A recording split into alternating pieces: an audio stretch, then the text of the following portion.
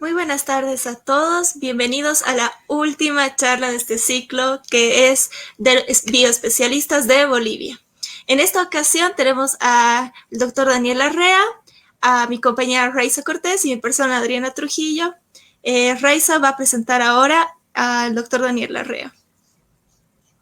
Muy buenas noches a todos, buenas noches Adriana, buenas noches Daniel y a toda la gente que nos está siguiendo en nuestra última noche de pasión científica. Bueno, el doctor Daniel Larrea es biólogo boliviano con más de 20 años de experiencia. Sus líneas de investigación están relacionadas con el de los patrones geográficos de interacciones planta-animal específicos, el entendimiento del impacto de las actividades humanas sobre la biodiversidad y la generación de información técnica científica que ayude al aprovechamiento de especies de productos forestales no maderables. Ha publicado más de una treintena de artículos en revistas científicas nacionales e internacionales, también reportes técnicos, material de divulgación y notas de opinión en prensa escrita. Es docente de la carrera de biología en la UMSA y tiene muchísima experiencia, ha trabajado con muchas instituciones y bueno, le damos la bienvenida. Bienvenido, Daniel. Gracias, Raiza, gracias, Adriana. Quiero empezar agradeciéndoles nuevamente por la invitación y también la paciencia que han tenido conmigo porque hemos ido reprogramando muchas veces esta conversación, esta charla, ¿no? Bueno, con eso quisiera empezar. Voy a cortar mi cámara para evitar el tema de la velocidad de internet y proyecto mi pantalla. Daniel, ¿puedes volver a compartir? Exacto. Muy bien. Quiero empezar comentándoles que voy a mostrar un resumen del trabajo que venimos haciendo en ASEA. ASEA Conservación Amazónica es una ONG boliviana que trabaja con diferentes intervenciones, sobre todo hacia el norte del país. Específicamente en mi caso, estoy a cargo del programa de manejo sustentable, en el que hemos priorizado la asistencia técnica y el impulsar lo que son los productos forestales no maderables.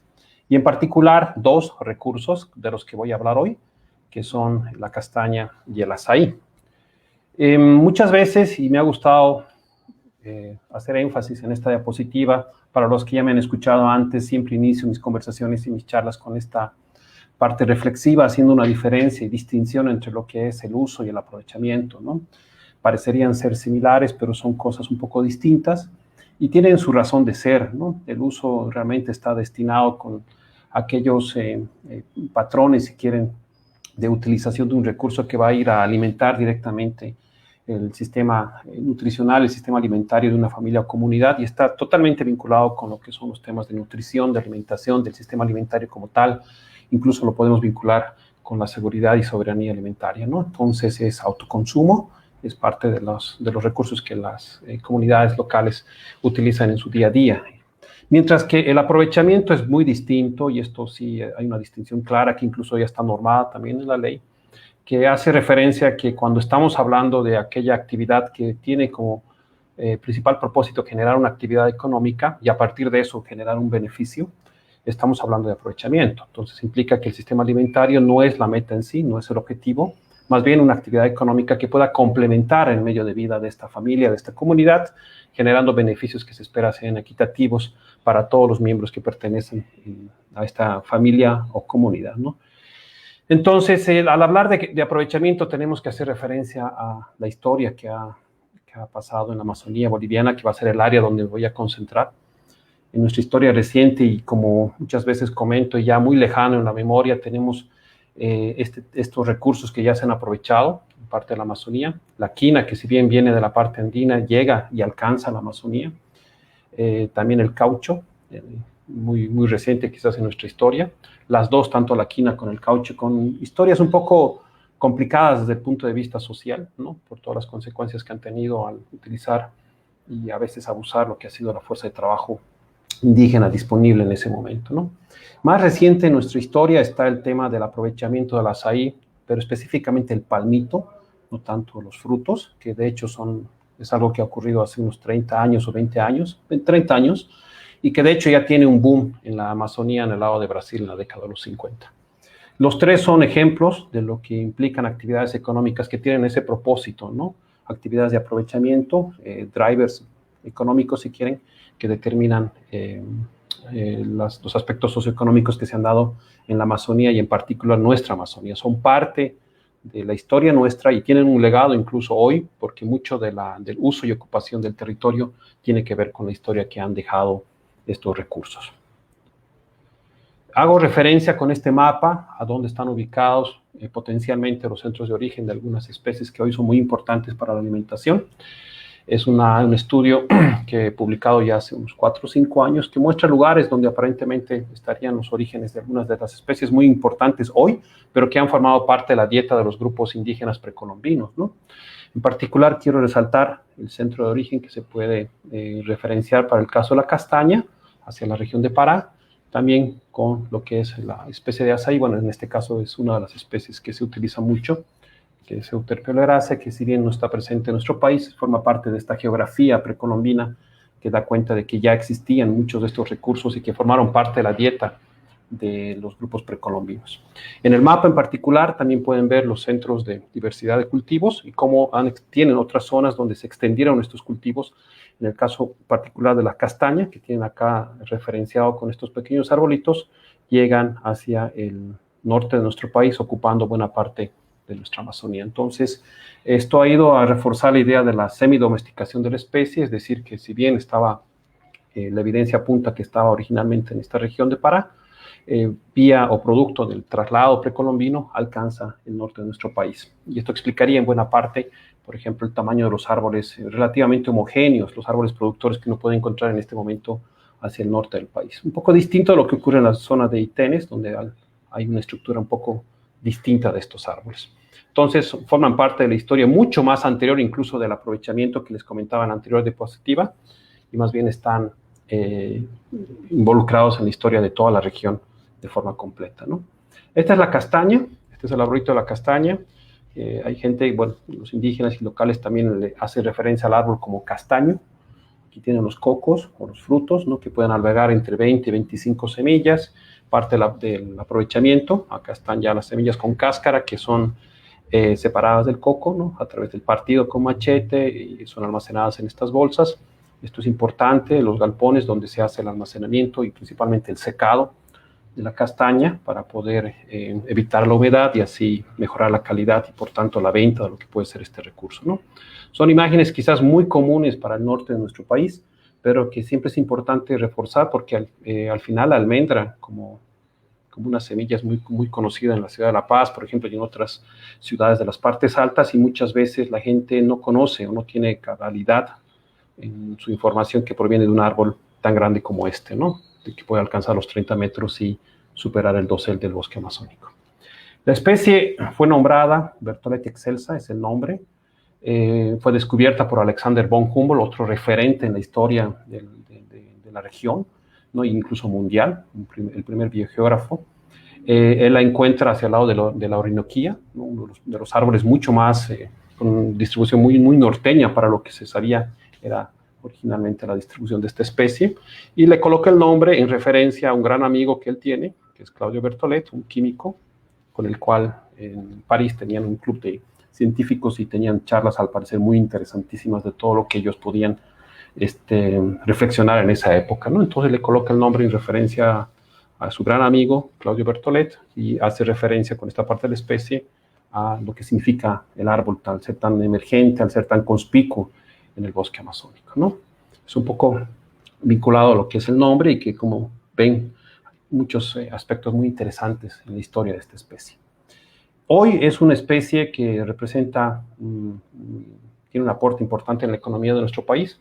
Aquí tienen una gráfica que pueden consultarla en el IPSE, no está representada por nuestra institución, pero es información disponible, la pueden construir, falta el último año, bueno, en realidad los últimos 2 años, donde tienen lo que significa en cuanto al volumen de exportación y los millones de dólares que representa esta exportación. En general estamos hablando de más de 20, en promedio, digamos, 20,000 toneladas por año, es algo muy importante, y aquí tienen el volumen de los millones de dólares que se va generando cada año, ¿no? Entonces, son algo que no deja de ser un dato menor, porque sí representa una actividad importante, ¿no? El año 2017, fíjense, ocurrió una disminución que ha sido bastante percibida por las comunidades locales y también, por supuesto, con los empresarios, lo que ha llamado, como siempre, la atención a la fragilidad de depender de un recurso en silvestría, que a diferencia de un cultivo no pueden tener la certeza del rendimiento que puede tener año tras año, porque al estar en el bosque depende de otras condiciones que, como ustedes saben, no se pueden controlar del todo. Sí, tal vez monitorear y tomar algunas decisiones, pero por lo que representa esta especie, por la cobertura que tiene, es un dato importante, ¿no? Esto es clave porque la soya representa el 2% del Producto Interno Bruto. Aquí pongo la castaña representa el 2% del Producto Interno Bruto y está algo distante de lo que es la soya, ¿no? Otra forma de uso del suelo que está, como ustedes saben, muy presente en la región de la Chiquitanía y parte del Chaco en el departamento de Santa Cruz, ¿no? Entonces, a pesar de todo el volumen, a pesar de la cantidad de las toneladas, las miles de toneladas que se exportan cada año y el volumen que representa en cuanto a los ingresos para el país, solamente representa el 2%, ¿no? Es algo bastante discreto, bastante menor, si consideramos que en la mejor época de los otros recursos, por ejemplo, la quina y el caucho, llegaron a representar entre el 40 e incluso el 50% del Producto Interno, ¿no? Bueno, al menos es todo lo que se ha podido documentar para esa época.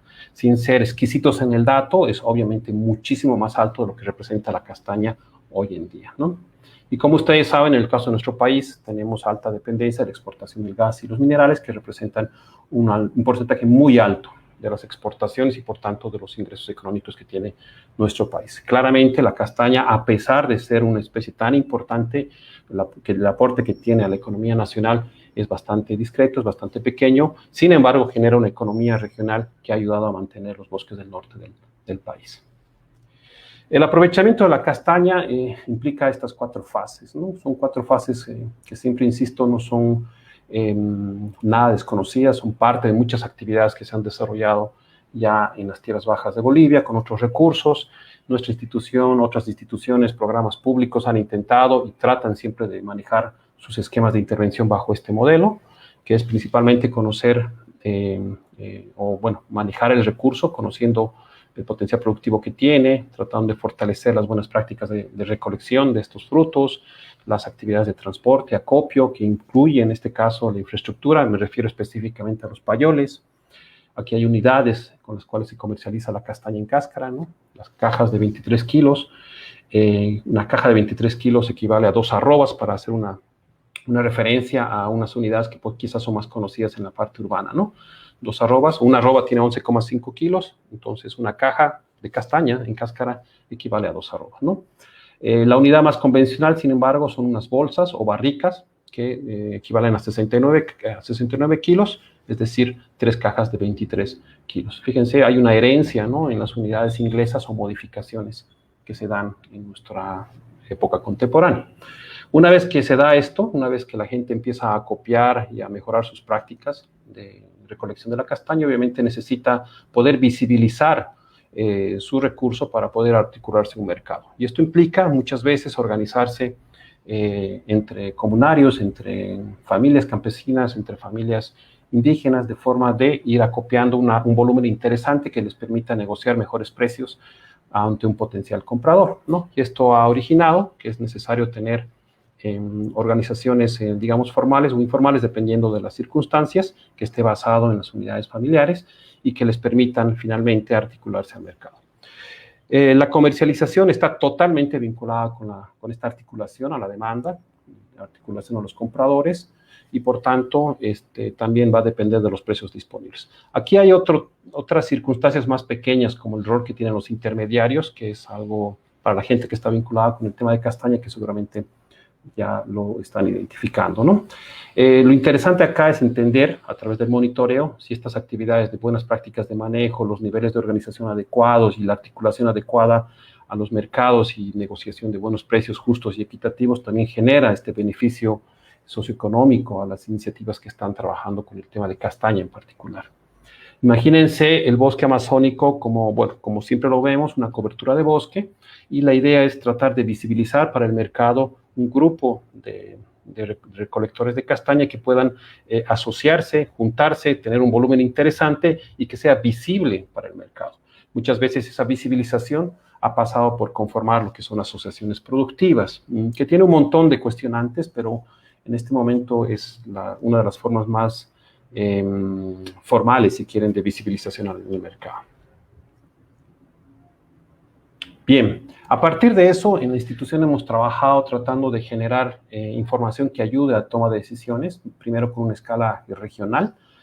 Por ejemplo, este trabajo que se ha hecho con colaboración de colegas de diferentes herbarios, ¿no? Del barrio de La Paz, de Cochabamba, de Santa Cruz, para empezar a desmenuzar alguna información técnica que es clave para este recurso tan importante como les he ido mostrando, ¿no? Por ejemplo, cuál es la superficie de bosque con castaña que existe en el país. El dato, la estimación de los años 80, más o menos hacía referencia a 100.000 kilómetros cuadrados de bosques con castaña, ¿no? A través del trabajo con estos colegas y la colaboración entre herbarios y nuestro apoyo como institución, logramos detectar que en realidad aparentemente solamente hay 84.000 kilómetros cuadrados de bosques con castaña, que es 16% de la estimación inicial, ¿no? Entonces, es un dato que siempre ayuda a entender mejor la distribución de este recurso. Y también que, si bien está concentrado hacia el norte del país, hay un pequeño, si quieren, fragmento, entre comillas, que está situado en la región de Itenes, que curiosamente tiene y alberga árboles de diferentes tamaños en cuanto a su grosor, a su diámetro, a la altura del pecho y alturas, ¿no? Lo que sugiere que quizás probablemente se trata de unas poblaciones que han sufrido procesos distintos de los que nos podemos encontrar hacia este lado, ¿no? Entendiendo, como les comentaba en las primeras diapositivas, que al parecer es realmente el resultado del traslado de las culturas precolombinas, o lo que explicaría mejor la presencia de esta especie en nuestro país. Cuando estamos hablando del norte de Bolivia, tenemos que hablar, obviamente, en este momento contemporáneo, cuál es la realidad de los actores que viven ahí, ¿no? Y este mapa, que me gusta también mostrarlo mucho, porque muestra más o menos la titularidad, o bueno, muestra en general la titularidad de la tierra en esta región donde está la castaña. Lo que tienen en color verde son aquellas tierras que se han titulado de manera colectiva en favor de comunidades campesinas. Lo que está en color morado son lugares destinados o titulados en favor de comunidades indígenas, o bueno, lo que son los territorios, las TCOs, ¿no? Como una modalidad de saneamiento. Claramente, bueno, lo que está en color, sin color, pueden ser en tierras fiscales o con algún proceso de regulación, ¿no? Aunque en el caso del departamento de Pando, todo ese tema ya se ha resuelto casi en la totalidad, ¿no? Lo que quiero mostrarles con esto es que cuando estamos hablando de la conservación de los bosques con castañas en el norte del país, estamos hablando de esta realidad, ¿no? De que son comunidades campesinas y son comunidades indígenas los actores importantes, los actores claves para poder entender la dinámica de esta actividad económica del aprovechamiento de castaña. Ellos son realmente las personas que acceden a este recurso y son con quienes tenemos que trabajar todas las acciones de conservación de esta especie y lo que implica el desafío de la actividad económica. Bien, y este mapa que nos mostraba la distribución de la castaña hacia el norte del país también puede ser utilizado para tratar de entender esa presencia de la especie en nuestro territorio, ¿no? Como les mostraba al inicio, claramente, al parecer, ¿no? Toda la evidencia apunta a esta semidomesticación de la especie hacia el norte de nuestro país y que incluso tiene referencias muy antiguas, ¿no? Fíjense, hay rastros en este lugar, en esta cueva Pedra Pintada, de frutos de castaña datados con fechas de hace 11.000 años atrás, ¿no? Que más o menos coincide con la presencia o los datos que han sugerido la presencia del hombre en esta parte del continente, ¿no? O sea, bastante antiguo. Y sin echar atrás, si quieren, el dato que les comentaba de que la especie es aparentemente originaria de esta región de Pará. Y bueno, y Alexander von Humboldt descubre algunos individuos en esta región de Venezuela, ¿no? Hacia el futuro, bueno, algunos modelos que, como ustedes saben, nos gusta mucho modelar y siempre tratamos de entender mejor lo que puede pasar hacia el futuro. Este es un estudio que específicamente modela hábitats sostenibles para bosques con castaña y ha sugerido que la región de nuestro país podría sostener ambientes que van a sufrir pocas variaciones de temperatura y precipitación en el futuro, ¿no? lo que se ha venido a denominar como refugios climáticos, aunque este estudio es del 2015 y claramente cada año está cambiando esto, y seguramente hay que hacer otros modelos, hay que seguir proyectando para tener más evidencia de lo que puede pasar hacia el futuro. En este momento parecería que, comparado con toda la distribución de la especie, la región que corresponde justamente a los lugares donde se ha trasladado de manera antrópica, podría estar todavía albergando hábitat sostenible. Sin embargo, como ustedes saben, al lado sur de Bolivia, donde está el estado de Acre, esto ya no es así, ya es una realidad totalmente transformada por la deforestación. Y eso de la deforestación es bastante interesante porque en esa región del Acre, si bien ha eliminado la cobertura boscosa, ha permitido detectar rastros arqueológicos justamente vinculados con el tema precolombino. Estas evidencias, ¿no? Por ejemplo, de sitios rituales, sitios donde se desarrollaban algunas prácticas y ceremonias precolombinas, donde también se han encontrado rastros de frutos de castaña de estas épocas, ¿no? Precolombinas, ¿no? Y estos sitios se han evidenciado, como les comentaba, a raíz de que la deforestación los ha revelado, ¿no? Quizás sin la deforestación todavía hubieran seguido ocultos, ¿no? Pero también ha surgido o ha originado que la gente en el Brasil trate de estudiarlos más, ha volcado un grupo de arqueólogos muy bueno, ¿no? Que está trabajando en esta región. Por ejemplo, y esto ha demostrado que sí hay más evidencia que sustenta la semidomesticación de la especie. Este es un coco de castaña de aquellos años, si quieren, ¿no? Estamos hablando de hace 400, 500 años, y está un coco de castaña más contemporáneo. Entonces sí hay diferencias en el tamaño del fruto, lo que también apunta que ha habido procesos de selección en cuanto a favorecer ese rasgo, si quieren, ¿no? del fruto del árbol de castaña. Este artículo me pareció muy interesante, lo detecté hace poco, ¿no? Que detecta algunos árboles de castaña que han podido no solamente sobrevivir, sino reproducirse muy lejos en la parte de Irlanda, y que están tratando de, bueno, han reportado esta evidencia reproductiva de estos árboles tan lejanos, ¿no? Como dicen acá, estos peregrinos, ¿no? Atlánticos, transatlánticos, ¿no? Por lo cual es muy curioso porque, como ustedes saben, en estas regiones extratropicales las condiciones climáticas son muy distintas, ¿no? Y en el caso de la castaña es una especie que siempre ha referido o se ha referido como una especie tropical que crece en ambientes de esta región con esta estabilidad climática que caracteriza la Amazonía en particular, ¿no? Bueno, a partir de eso también en la institución trabajamos con otras cosas más de investigación también. Quiero mostrarles rápidamente algo que hemos desarrollado hace un par de años en un grupo colaborativo muy importante, muy interesante. Ya sabíamos cuál es la cobertura del bosque con castaña. La siguiente pregunta era tratar de identificar la ubicación de árboles productores de castaña, ¿no? Entonces, con la bondad de que la especie es una especie emergente y que crece, como les decía, hasta esos 30 metros y es característico del dosel, bueno, de la parte superior del dosel, hemos podido caracterizar con relaciones alométricas cómo podría ser detectar estos árboles productores de castaña con imágenes satelitales, ¿no? Entonces, acá nos ha ayudado también el contar con información de censos forestales, que con información no solamente de la ubicación, ¿no? De las coordenadas X y Y, sino también de la altura y el grosor de estos árboles para poder obtener estas relaciones alométricas y poder utilizar imágenes satelitales para detectar la posible presencia de otros individuos productores en otras partes donde no existe censo, pero que ya también sabemos está cubierto por bosques con la especie. Esto es solamente un detalle. Entonces, fíjense, en esta zona hay censos. Los censos son estos puntos que corresponden a árboles productores de castaña. Esto ha alimentado un modelo que después se proyecta en zonas donde no hay censos, pero que ubica por lo menos una probabilidad de presencia de otros árboles con similares características, con árboles productores, ¿no? Se arman los ortomosaicos y con esto se genera esta información que estamos terminando de validar en campo, pero que ya nos ha dado datos muy interesantes, ¿no? Todo esto está articulado a estas herramientas que, como la gente que está trabajando en el tema de sistemas de información geográficos seguramente ya conoce, y nos ha permitido procesar grandes cantidades de imágenes. Esto está trabajado principalmente con especialistas geomáticos, ¿no? De la institución y personal especializado que nos apoya para poder seguir alimentando esta información y detectar estos árboles de castaña, ¿no? Pensando sobre todo que no es tan fácil hacer censo de campo hoy. Han cambiado las circunstancias también un poco en el marco de las herramientas que permiten o fomenten el aprovechamiento, pero que sigue siendo información clave para poder tomar decisiones, ¿no? Con eso hemos tenido, y hace poco hemos hecho un primer ejercicio para tratar de estimar qué cantidad de árboles estarían presentes en la Amazonía.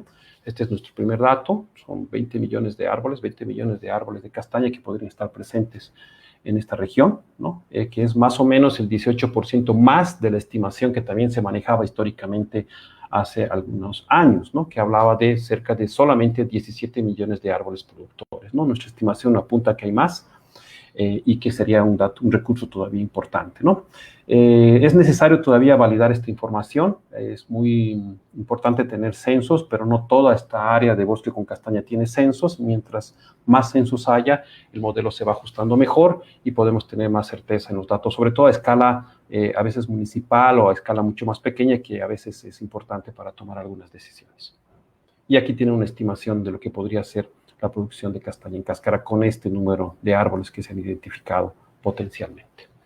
Toda esta información tratamos siempre de publicarla. Aquí tienen algunos ejemplos de las cosas que tratamos de generar como institución para poder compartir con los actores locales, para compartir con las instituciones públicas, con instituciones colegas, ¿no? Esta guía de buenas prácticas para el manejo de la castaña, que recoge mucho de la experiencia de la institución en la TCO Tacana 2, este documento que resume formas de negociación de venta de castaña, ya trabajando la parte comercial que les mostraba en ese esquema, algunos estudios de mercado, específicamente con el tema del aceite de castaña, un estudio de mercado realizado acá, bueno, en la ciudad de La Paz, otro tipo de guías para poder fortalecer las capacidades de las comunidades locales, ¿no? Por ejemplo, para fortalecer sus conocimientos en el uso de GPS y brújulas, etcétera. Muy bien, con eso quiero pasar al tema del azaí. Es una especie también bastante conspicua de la Amazonía, y este cuadro me gusta mucho porque hace referencia justamente al primer concepto que les mostraba en la charla, al tema del uso, ¿no? Una cosa, la gente que quiere consumir el azaí trepa esta palmerita. Esta palmera, la especie que más se utiliza en Bolivia, es una especie que crece solitaria. Bueno, mucha gente la conoce como azaí solitario también. Y para trepar a la palmera utiliza la manea que tienen acá. Es una técnica de trepado que le permite llegar y alcanzar los racimos maduros, cortarlos y descender de la palmera, ¿no? Entonces, fíjense el tamaño que pueden tener estos racimos.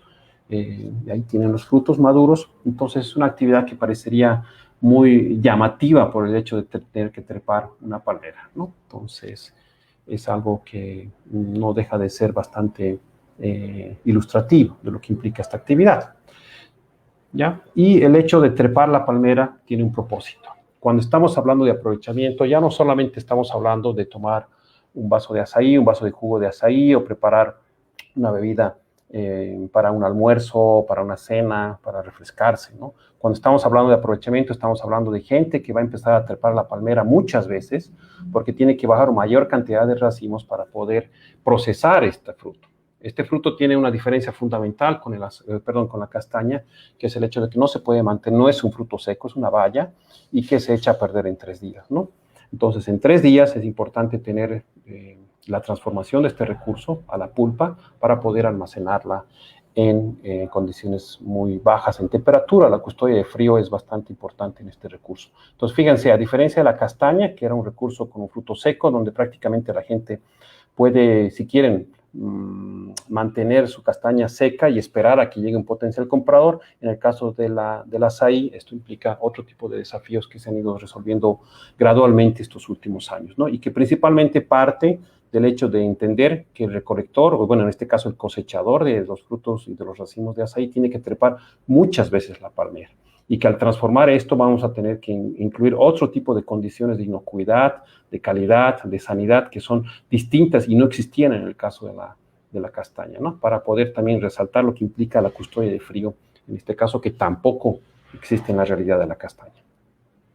Bien, y eso tiene un propósito, ¿no? Por supuesto, es entender que me olvidé acá darle 2 clics, acá está, que el azaí ha sido reconocido como uno de los superalimentos, ¿no? Es decir, uno de estos recursos que ayuda a alcanzar y mantener un sistema inmunológico fuerte, como tienen ahí en la diapositiva, y que además en el contexto del COVID-19 ha tomado importancia, ¿no? De tener alimentación, una dieta balanceada, una dieta saludable, y el azaí es uno de estos recursos que se ha ido posicionando y consolidando mucho más, y que el COVID ha resaltado todas las propiedades que tiene, ¿no? Entonces tiene un mercado bastante importante, consolidado, no solamente a nivel regional y en el lado europeo y estadounidense, también a nivel de nuestro país porque hemos empezado a consumirlo más. Esta es la gráfica que les mostraba de la intervención que implica el tema del azaí. Es muy similar al caso de la castaña, sin embargo aquí incluye lo que es la transformación. Y al hablar de transformación, incluye hablar de buenas prácticas de manufactura, producción más limpia, buenas prácticas de almacenamiento, todo lo que tiene que ver con condiciones de inocuidad y de calidad en este caso, el producto que se está buscando por todo lo que implica la transformación de este fruto.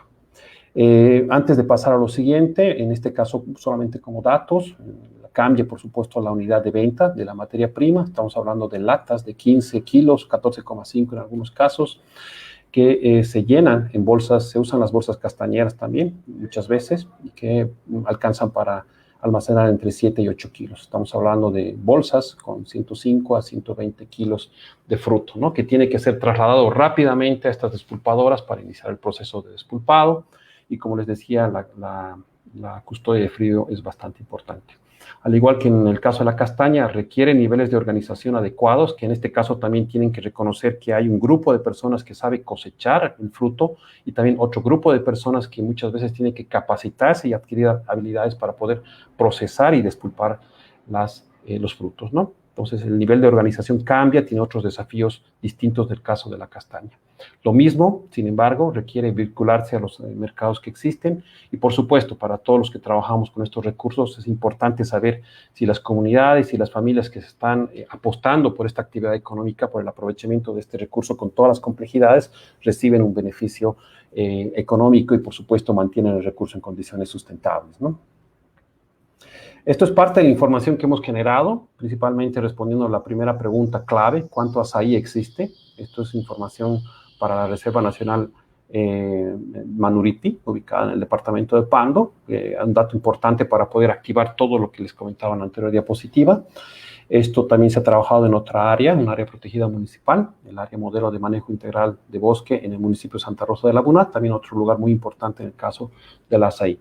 Ambos estudios, estos son folletos técnicos divulgativos, pero van a responder esa primera pregunta, ¿no? ¿Cuánto azaí existe en estas zonas y si es posible sostener una actividad económica destinada al aprovechamiento, ¿no?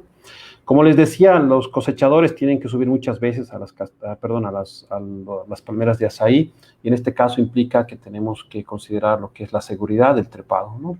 Ya no se trata solamente de subir a la palmera 1 o 2 veces al día y cuando uno tiene el antojo, ¿no? Aquí sí tienen que subir muchas veces, y los propios campesinos, los propios indígenas ya han desarrollado algunas alternativas para poder trabajar con la seguridad del trepado, ¿no? Sin embargo, nosotros hemos desarrollado también ya hace unos años estos equipos, que son arneses para poder complementar el trepado. Se han trabajado directamente con las comunidades campesinas con las que estamos trabajando este tema, y diferenciando dos modelos, el modelo de arnés y el modelo de descanso, que les voy a comentar en la siguiente diapositiva en qué se diferencian.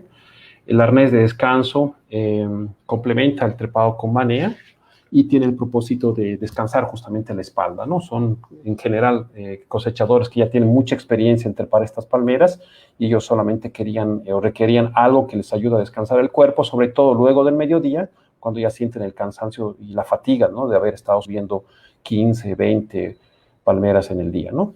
Mientras que este es otro arnés que tiene una línea de seguridad, una línea de vida, si quieren, ya directo o más explícita, que también tiene el mismo propósito, ¿no? Y los cosechadores que la utilizan también han preferido utilizarla a partir del mediodía, cuando ya también sienten más el cansancio del cuerpo, ¿no? Y muchas veces este arnés también está vinculado con comunidades que están empezando a aprovechar el azaí, ¿no? Entonces les da mayor seguridad en el trepado y prefieren también utilizar este arnés, ¿no? Entonces es parte de esta idea de fortalecer la base productiva, darles seguridad. Y como les decía, en algunas comunidades también ellos ya tienen sus propios arneses que confeccionan con cuerdas, confeccionan con otro material, algo más artesanal, pero es un tema muy importante, ¿no? Y en nuestro caso, de manera coordinada con las comunidades, hemos desarrollado estos instrumentos. Quiero mostrar acá un resumen de lo que es el despulpado, el proceso de despulpado, en el cual intervienen diferentes fases. La recepción del fruto, esto ya es directamente en la despulpadora. Tiene que haber todo un proceso, ¿no? Que no voy a detallar ahora, pero sí mencionarles la recepción del fruto que llega a la despulpadora, el lavado, la selección, que es importante para el tema de la calidad, la desinfección usando cloro. Antes de lo que se conoce como ablandamiento o sancochado, como le dicen, tiene que haber un choque térmico de 80 grados. Esto no es una práctica rutinaria, pero es altamente recomendada. Tiene un propósito, que es dar mayor inocuidad al producto, ¿no? Este ablandamiento después va a permitir la separación de la pulpa de las semillas son descartadas. Hay muchas ideas para poder reutilizar estas semillas, que son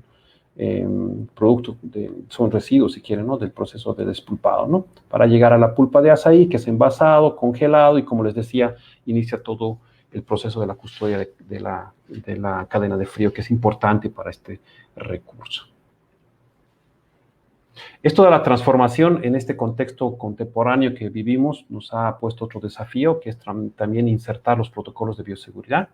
Entonces, aquí tienen dos escenas, ¿no? De la gente que está seleccionando el fruto, está empezando a tamizar para limpiar estos residuos que quedan de la cosecha, que como han visto, no basta solamente con bajar los racimos de la palmera, hay que trasladarlos, y aún así el tema de la selección va a ser un proceso continuo a lo largo de toda esta actividad, porque es necesario ir limpiando estos residuos que van quedando en los frutos, y requiere muchas personas que van trabajando. Esto tiene que ver directamente con la recepción. Y como les decía, el tema del COVID también implica, ¿no? Que dentro de las actividades que se desarrollan en las despulpadoras también es necesario empezar a implementar protocolos de bioseguridad con el uso de los barbijos, que ya se usaba, se refuerza más ahora con el tema de esta pandemia, el distanciamiento físico, el lavado, toda la señalética, etcétera, que son cosas que se están trabajando en diferentes iniciativas, ¿no? Esta es una cartilla que hemos generado también en la institución, en colaboración y la participación de otras instituciones, en el feedback de otras instituciones que están en el departamento de Pando, y que sienta las bases para poder orientar la elaboración de protocolos específicos en cada una de las despulpadoras, ¿no? Aunque parecería que todas pueden tener un modelo común, cada una tiene también sus particularidades, y es necesario que cada una implemente esto en función de las características que tiene cada despulpadora en este caso, ¿no? A partir de eso también generamos información sobre estudios de mercado, por ejemplo, ¿no? Para tratar de articular estos emprendimientos con una demanda existente. Como les decía, además de lo que ocurre en otros países, en el caso de Bolivia en particular, la pandemia lo ha reforzado más, el consumo local, la demanda local se ha incrementado. Tratamos de aportar con este tipo de investigaciones, por ejemplo, este estudio que hemos publicado hace poco, que resume en realidad una investigación un poco más larga y es parte de una tesis, donde muestra el conocimiento, si quieren, de algunas especies, de frutos en general, ¿no? De frutos de tierras bajas amazónicos con relación a estas personas que están en el departamento de La Paz. Esto se ha hecho en 4 macrodistritos. Por ejemplo, fíjense el porcentaje de conocimiento, ¿no? Del 28% de lo que es la almendra. No es tan común asociarla, vincularla directamente con castaña, así como almendra, que es quizás el nombre más posicionado como producto final. El cacao, el achachairú, el copoazú, y fíjense, el azaí ya es parte del conocimiento de la gente, entonces ya está lentamente, se ha ido insertando, ¿no?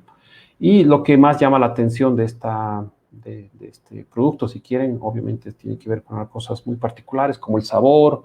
Mucha gente lo prueba solamente para conocer, hay gente que ya conoce sus propiedades, hay gente que tiene curiosidad por experimentar el sabor, o la facilidad del consumo, ¿no? Fíjense que al final es una pulpa, o tienen otras razones. Este tipo de estudios son también los que realizamos para poder orientar las intervenciones que estamos haciendo, o simplemente para entregar esta información a otras instituciones o programas que están trabajando con estos recursos importantes, ¿no? Esto está articulado, lo del tema del azaí. Quiero hacer referencia a este espacio que se conoce como PICFA en el departamento de Pando. Es la plataforma interinstitucional de articulación de complejos productivos de frutos amazónicos. Es bastante largo el nombre, pero es una mesa territorial de articulación donde se han acercado y trabajan de manera coordinada. Intentamos trabajar de manera coordinada, de manera articulada, instituciones públicas, instituciones privadas, instituciones de la academia, empresarios, obviamente los productores campesinos vinculados con 4 recursos. La castaña, que ya tiene una realidad, digamos, un poco más consolidada. el azaí como un recurso emergente que requiere muchos de estos espacios y la plataforma ha servido para poder intercambiar ideas, opiniones, experiencias. El copo azul, que está principalmente manejado en sistemas cultivados, y el cacao, que también se está consolidando y que tiene tanto cacao silvestre como cacao que se está cultivando como parte de sistemas agroforestales y que también forma parte de la realidad de la Amazonía boliviana, ¿no?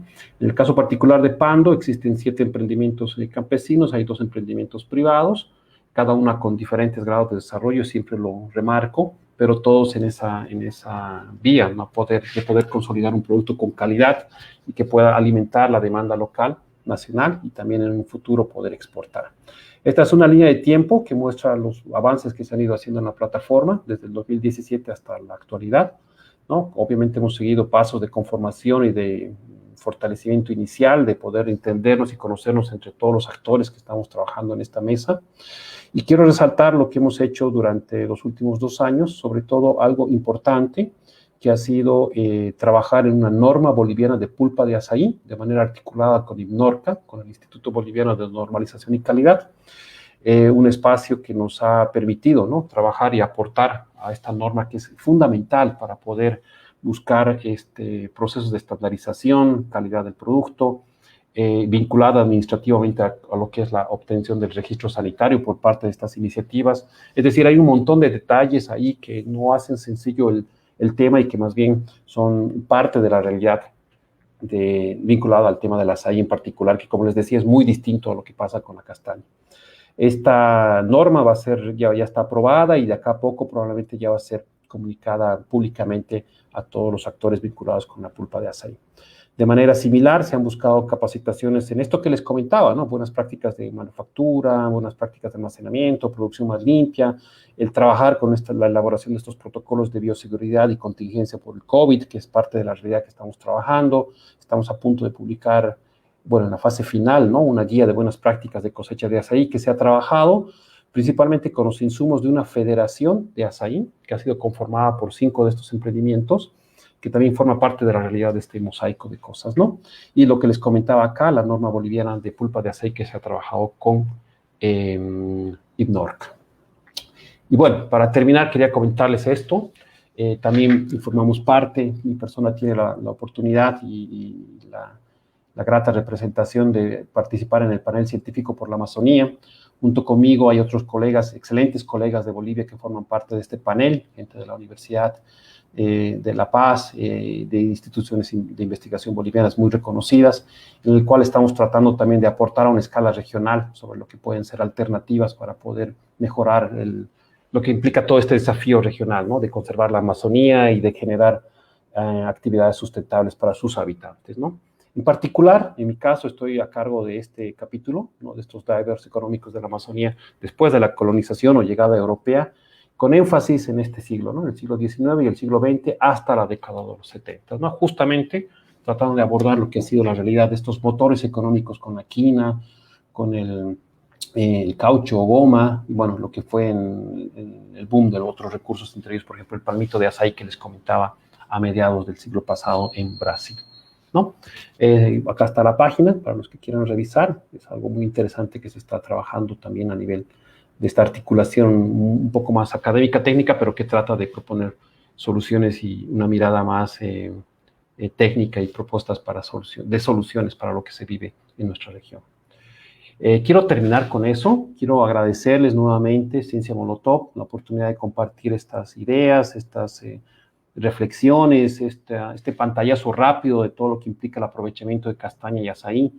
Hay otros recursos que son interesantes y potenciales para trabajar en la Amazonía, pero cada uno tiene muchos desafíos. Siempre insisto que hemos ido avanzando mucho, pero también falta mucho por hacer. Lo importante es entender que estos 2 recursos forman parte de la realidad de nuestra Amazonía, forman parte de la realidad de nuestro país, son muy importantes para las comunidades locales.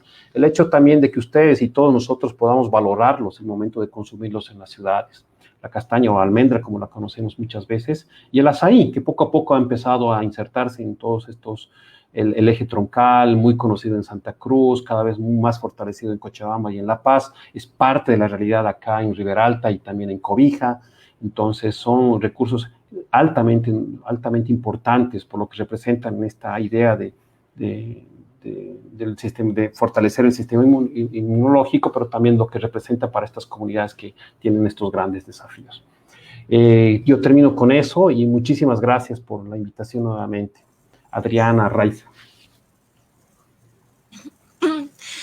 Muchas gracias, doctor. Ha estado muy interesante la charla. Realmente es algo que creo que muchas personas no conocen. Estamos cerrando con broche de oro realmente porque es un tema bastante importante, ya que muchos creemos que en Bolivia no existe esta producción, ¿no? No se toma en cuenta los frutos silvestres y me imagino que debe haber una enorme cantidad de frutos silvestres con alto potencial de aprovechamiento. Y más o menos eso iba un poquito mi pregunta. Si es que, ¿qué otros frutos tienen cierto potencial de exportación quizás? Y más o menos, ¿cuánto tiempo toma este proceso, ¿no? Para poner cierto fruto a la exportación. Ya, bueno, muchas de las especies de palmeras, y vi que la doctora Moraes también dio una charla, seguramente nos ha ilustrado, ¿no? Como siempre lo hace ella, de todas las bondades que tienen las especies de palmeras, ¿no? Y las especies de palmeras siguen siendo y son un recurso muy importante, tanto para el uso del sistema alimentario como un potencial de aprovechamiento, ¿no? Entre ellas destaca mucho lo que es el majo, ¿no? Y el majo sobre todo como algo que muchas comunidades consumen en la Amazonía. Quizás ha tenido realmente intentos para tratar de insertarla en procesos de aprovechamiento de venta como una actividad económica, ¿no? Pero a diferencia de lo que pueden ser otros recursos, está muy insertado en el sistema alimentario de las comunidades. Mucha gente consume realmente majo, así que es algo que forma parte de esta realidad. Hay otras especies que estamos mirando de manera coordinada también con otras instituciones, como la palma real, el majillo, ¿no? Son especies que siempre están disponibles y que hay que trabajarlas. Pero como les digo, hay que tener mucho cuidado también al promover una actividad económica porque vas a inevitablemente afectar de cierta forma la base social de las comunidades donde están estos recursos. El impulsar estos procesos que les comentaba de organización, de comercialización, etcétera, tiene que ser muy planificado, tiene que ser muy gradual, tiene que ser muy pensado porque generas expectativas y esas expectativas también tienes que ser responsable hasta dónde las estás impulsando, ¿no? Entonces, muchas veces es interesante escuchar las ideas de todos, de poder impulsar y utilizar los recursos, pero utilizar un recurso realmente tiene que ser algo muy pensado, tiene que ser algo muy gradual. Llegar a la exportación es cumplir una serie de etapas que hoy se hacen en el caso de la castaña, pero la castaña ha empezado en la década de los 40, ¿no? Ha empezado gradualmente en la década de los 40 y en la década de los 80 tiene finalmente su despegue cuando cae completamente el tema del caucho. Entonces, estamos hablando de muchas décadas realmente, ¿no? El caso del azaí, lo más probable es que se va a consolidar en el mercado nacional y probablemente va a empezar a dar estos pasos graduales a la exportación. Pero yo creo que estamos esperando o vamos a esperar unos cuantos años más, quizás un quinquenio, para poder ya empezar a hablar de algo que está muy consolidado, que ya aporta a la economía nacional, etcétera. En este momento son parte de la realidad de las comunidades campesinas porque ellos obtienen obviamente un ingreso, obtienen un beneficio. Pero para hablar de eso como algo que se va a consolidar en lo que les mostraba al inicio, una actividad importante para la economía de nuestro país, falta mucho y hay que hacer muchas cosas todavía, ¿no? Muchas gracias. Ginel, tenemos varias preguntas de Facebook, entonces las voy a ir mencionando para que puedas responderlas. Una de ellas dice, paralelamente a las medidas de seguridad del arnés para el azaí, se habló de medidas de seguridad para la recolección de castaña. Sabía que a veces ocurrían accidentes del impacto del coco con la cabeza. ¿Hay alguna noción de con cuánta frecuencia podría ocurrir esto? Sí, es muy importante porque la castaña, bueno, por el tamaño del fruto que tiene, tarda mucho tiempo, ¿no?, en madurar. Y muchas veces la caída va a ser consecuencia de la época de las lluvias, ¿no?, del inicio de las lluvias, que normalmente son meses muy fuertes con lluvia, de noviembre, diciembre. Entonces, la gente que recolecta la castaña usualmente empieza la recolección luego de que las lluvias han pasado, las lluvias más fuertes, ¿no? Esto implica que los meses más comunes para entrar a recolectar la castaña inician usualmente en diciembre, pero en la mayoría de los casos en enero, hasta el mes de marzo. En el caso de Perú, en la región de Madre de Dios, es muy común el uso de unos cascos, ¿no?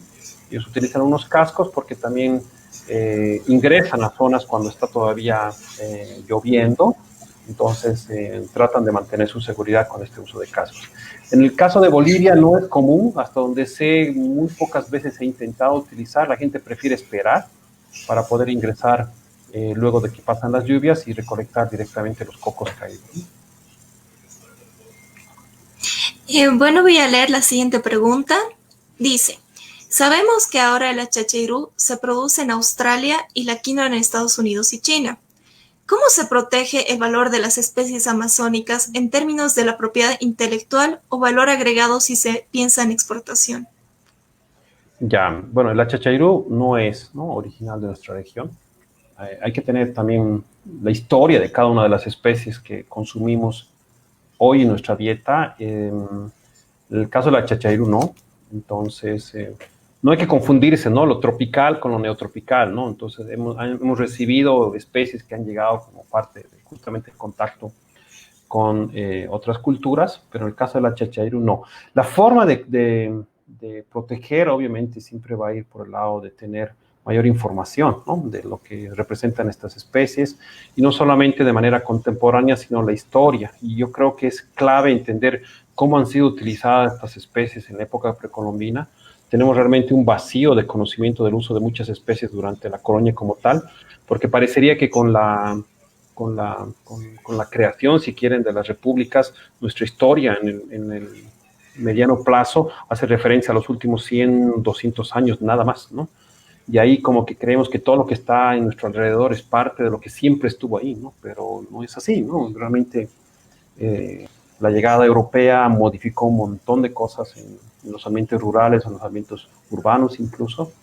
Entonces hay que tener cuidado con el tema de la dieta, ¿no? Muchas Bueno, gracias. la siguiente pregunta dice, creo que uno de los problemas era el acceso de la castaña al mercado, porque implica cada año apertura de sendas, sacar la castaña por río. Si es así, ¿cómo cree que podría mejorar esta situación? Bueno, sigue siendo, ¿no? Un desafío. No se olviden que en el caso del aprovechamiento de la castaña, y el norte de Bolivia es un ejemplo, todavía los ríos son fundamentales, no solamente para el transporte de la castaña, sino la comunicación, la economía que se mueve hacia el norte de nuestro país es todavía por río, ¿no? Las hidrovías son fundamentales. En este caso en particular ayuda mucho, ¿no? Cómo están orientadas la dirección, si quieren, de los ríos, todas confluyen hacia el lado de, Cacho La Esperanza y todo esto, donde están las empresas beneficiadoras, ¿no? Que fue de hecho la mirada que tuvo Nicolás Suárez en aquel momento, de instalar ahí las empresas beneficiadoras para poder hacer la inversión. La limpieza de sendas es una actividad frecuente, las comunidades lo hacen, usualmente lo hacen antes de que llegue la lluvia porque va a ser fundamental para el traslado.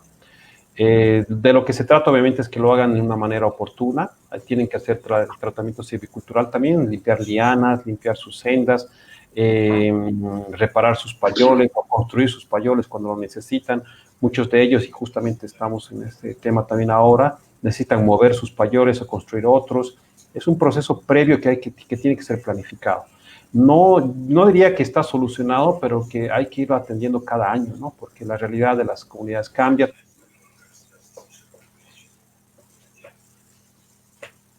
También las comunidades van ampliando en cantidad de personas y tienen que llegar al aprovechamiento. Daniel, perdón, no sé si puedes apagar tu cámara, estamos escuchando entrecortado. Quizás es por el internet. Por favor. La cámara. Okay. Sí, la cámara. Muchas gracias. Bueno, la siguiente pregunta en realidad creo que me la robé sin querer. Era de nuevo sobre qué productos se podrían industrializar. Pero algo que me parece interesante de esta pregunta es que si las comunidades están dispuestas a colaborar con otras instituciones para realizar, ¿no?, esta industrialización, el manejo, la comercialización. Si ellas están dispuestas. Esa es una pregunta muy interesante, bien social, ¿no? Porque al final hay que entender y es difícil percibir cuál es la visión que tienen las comunidades, incluso más las comunidades indígenas, ¿no? Las comunidades campesinas en sí ya tienen ciertos criterios, ¿no? Que nos ayudan a tratar de entender que quieren insertarse en el mercado, que quieren generar actividades productivas, quieren generar recursos, ¿no? Pero no es fácil y creo que ahí hay que hacer una distinción que hay comunidades, sobre todo en el caso de las comunidades indígenas, que probablemente no tienen el interés de insertarse a estas reglas de mercado, ¿no? Y hay que respetar, ¿no? Sus principios de autodeterminación, mientras que otras sí estarán deseosas de insertarse en estas reglas y más bien asistirlas de forma adecuada para poder llegar a, bueno, si quieren, distribuciones a condiciones equitativas, justas, etcétera. Pero lo primero es tratar de identificar si estas comunidades están realmente deseosas de insertarse en esta realidad, porque probablemente no, más bien sufren un poco el impulso que podemos tener como instituciones de asistencia técnica o incluso responden a políticas del gobierno para poder insertarse en estos mercados sin estar completamente, o intentar insertarse en estos mercados sin estar completamente seguros, ¿no? Claro. Bueno, tenemos una última pregunta que menciona, creo que otro problema es la presencia de aflatoxinas por hongos. ¿Se planteó alguna vez que los reactores nucleares que se están desarrollando podrían solucionar este problema? ¿Tiene alguna opinión o postura al respecto? Sí, ese es un tema interesante. De todas formas, lo que se hace es tratar de controlarla con buenas prácticas de almacenamiento, ¿no? Se trata de reducir la humedad en el caso de la castaña, ¿no? En estos dos casos, y esto es importante aclarar, que bien que tocan esa pregunta, hay también ciertos rumores que afectan, ¿no?, el mercado, por ejemplo, la posible acumulación de bromuro de metilo en el caso de la castaña como consecuencia de algunas quemas discriminadas, ¿no? Esta hipótesis ha surgido en el lado de Madre de Dios y justamente estamos haciendo una investigación acá en ASEA, en colaboración con una universidad alemana, para poder identificar esto en el caso de la reserva Manuripi, cuál puede ser la posibilidad de la acumulación natural de bromuro de metil. Este es un ejemplo, ¿no? Un ejemplo de que hay rumores también que afectan al mercado, porque se basan a veces en información que no está completamente demostrada. Lo mismo ha ocurrido con el caso del Chagas, que probablemente algunos de ustedes que ya consumen el azaí o se han empapado un poco en esta realidad han escuchado este rumor. Esta es una realidad que existe en el caso de la distribución original de la especie que se utiliza en Brasil, Autoepelo eracea, donde sí coincide con una zona endémica de Chagas y sí han tenido que trabajar mucho en controlar sobre todo el procesamiento artesanal. Para eso es muy importante el golpe térmico que les comentaba de 80 grados, pero en el caso de Bolivia no existe evidencia del tema del trypanosoma en el producto final de azaí.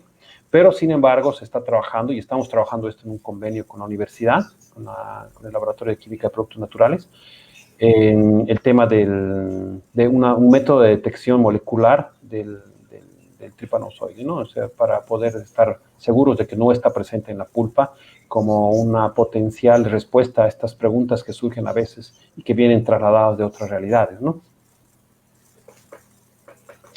Bueno, muchísimas gracias de verdad por tomarte el tiempo de estar acá, por podernos explicar temas tan importantes que creo que son muy relevantes en estas circunstancias en las que estamos viviendo en el país y también no solamente ver la parte biológica, sino también el potencial económico en el que muchos biólogos están trabajando.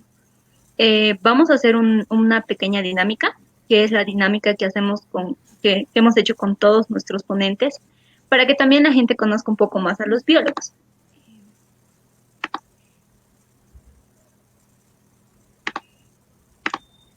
Y vamos a dejarlo a la suerte. A ver.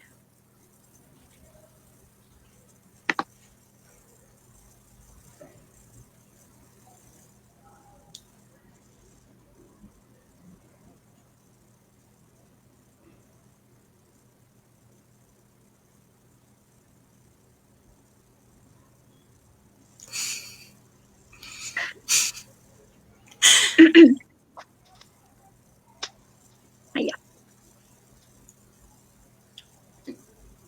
Bueno, La opción ganadora es que nos digas lo primero que se te viene a la mente al escuchar una serie de palabras que Adriana y yo vamos a mencionar, pero así lo primero. Solo una Empiezo y luego palabra. me sigue. Lo primero que se te piense, o sea, que pienses, perdón, al escuchar una palabra. Vamos a hacer 10 palabras y lo primero que pienses. Por Muy ejemplo, ¿qué es bien. lo primero que piensas cuando escuchas estudiante? Mm, Esperanza. Economía. Mm, Reflexión. Bolivia, Grandeza. Incendios. Chiquitanía. biología, Mm, Biología. Bueno, parece muy cliché, pero vida, ¿no? Salida de campo. Difícil. Hoy, ¿no? Hoy es muy difícil. pandemia, Mm, Reinvención. Ecología. Ecología. La primera palabra, investigación. Bueno, no sé, investigación, me parece que sí, investigación. divulgación. Divulgación, un desafío. Bueno, creo que concluimos con con las 10 palabras. De nuevo, quisiera agradecerle, doctor Larrea, por esta oportunidad. Realmente me parece muy importante que estemos mostrando estos aspectos del trabajo de un biólogo y más aún, ¿no?, del aprovechamiento que puede existir en nuestro país, de las maneras de mover la economía de una forma no tan invasiva como se están planteando durante muchos años. Y bueno, eso, felicitarlo por su excelente exposición, como siempre. Muchas gracias por informarnos de nuevo, por darse el tiempo de pasarla con nosotros, enseñar a nuestros seguidores un poquito más y mantener activa, ¿no?, lo que es la curiosidad en la gente. Muchas gracias. A la par, quisiera agradecer a todos los espectadores que hemos tenido a lo largo de estos meses de charla. Realmente espero que hayan podido ver, observar un poquito más el rol del biólogo, cómo se está haciendo la ciencia en Bolivia, cómo es de importante la realización de los trabajos. También decirles que todas estas charlas están en Facebook, van a estar en YouTube, también van a estar en Instagram algunas, y también recordarles que tenemos varios segmentos que vamos a seguir completando entre los videos del abecedario de biodiversidad y también los videos sobre las ecorregiones de Bolivia. No sé si quisieras complementar algo, Ray. Sí, bueno, muchísimas gracias por tomarse el tiempo, Daniel, para estar acá y también a todas las personas que nos han estado viendo a lo largo de todas estas charlas y todas estas noches de pasión científica. Queremos invitarlos a que continúen viendo las actividades que realizamos en la página. También pueden visitar y pueden ver los videos completos en YouTube, que los vamos a tener en esa plataforma, y también en Instagram y bueno, en Facebook se guardan de forma automática. Pero si tienen alguna pregunta, duda, o también hay más personas, más biólogos que quieren mostrar su trabajo, la página y la plataforma se ha abierto para que esto pueda hacerse y para que más personas puedan conocer cuál es el trabajo de los biólogos, el rol de los biólogos, no solo en el país, sino también en muchas acciones a nivel mundial. Muchísimas gracias, Daniel. No sé si quisieras dar unas últimas palabras de reflexión antes de terminar esta transmisión. Yo les agradezco nuevamente la oportunidad de compartir una faceta más aplicada de las cosas que me toca hacer como biólogo. Sí tengo mi corazoncito más científico, que tiene que ver con los temas de polinización, que lo abordo de manera más complementaria. Pero sí creo que es importante entender que como biólogos, como profesionales de ciencias naturales, tenemos que articularnos con otros profesionales para poder aportar, ¿no?, a temas de la realidad que nos toca, ¿no? En esa mirada, y para los que les gusta un poco la filosofía, hay que romper un poco la estructura positivista para entender, no sé si asumir la mirada constructivista de las cosas, ¿no? Entonces, esa es la principal distinción que a veces nos cuesta como biólogos, ¿no? Dejar de ser muy científicos, con esta mirada muy positivista, algo más constructivista, de entender que hay otras realidades también, ¿no? Y creo que felizmente en la biología nos ha permitido eso, y veo muchos colegas que tienen esa capacidad y esa apertura de ser muy positivistas, realmente muy buenos científicos, y de haberse insertado en esta mirada constructivista para poder aportar mejor, ¿no? Y con mi granito de arena trato de hacer todo lo que se puede hacer en esta época. Gracias de nuevo por su invitación, de verdad les agradezco. Y felicidades por toda esta iniciativa, realmente me ha gustado mucho y las felicito. Muchas gracias. Gracias a todos de nuevo, y ya nos vamos a estar viendo con otras actividades, y esperemos que con otro ciclo, con nuestros queridos científicos bolivianos y quizás de otros países, enseñándonos un poquito más cada día. Chao. Muchísimas gracias. Hasta luego.